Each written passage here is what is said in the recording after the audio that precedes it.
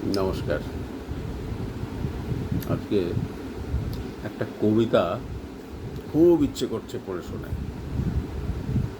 কবিতাটা সুকুমার রায়ের জীবনের হিসাব।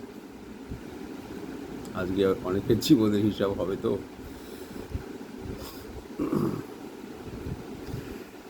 বিদ্যে বোঝাই বাবুমশাই চড়ি শখের বোটে, মাঝিরে কন বলতে পারিস সূর্যি কেন ওঠে?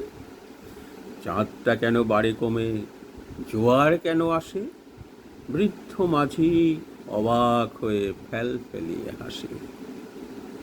বাবু বলেন, সারা জনম মরলি রে তুই খাটি, জ্ঞান বিনা তোর জীবনটা যে চারিয়ানাই মাটি। খানিক বাদে কহেন বাবু, বল তো দেখি ভেবে, নদীর ধারা কেমনে আসে পাহাড় থেকে নেমে? বলতো কেন লবণ পোড়া সাগর ভরা পানি? মাঝি সে কয়, আরে মশাই অত কি আর জানি। বাবু বলেন, এই বয়সে জানিস নেও তা কি? জীবনটা তোর নেহাত খেলো, অষ্ট আনাই ফাঁকি। আবার ভেবে কহেন বাবু, বলতো ওরে বুড়ো, কেমন করে নীল দেখা যায় আকাশের ওই চূড়ো? বলতো দেখি সূর্য চাঁদে গ্রহণ লাগে কেন?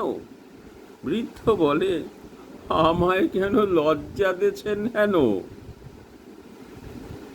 বাবু বলেন, বলবো কি আর বলবো তোরে কিতা, দেখছি এখন জীবনটা তোর 12 আনাই বৃথা।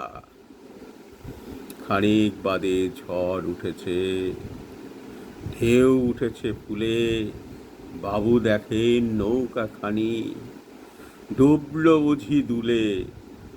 মাঝিরে কন, এ কি আপদ?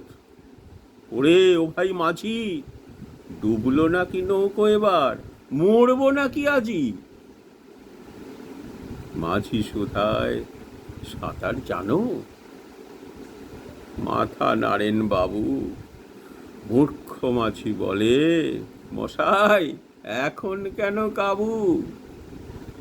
বাঁচলে শেষে আমার কথা হিসেব করো পিছে, তোমার দেখি জীবন খানা 16 আনাই মিছে।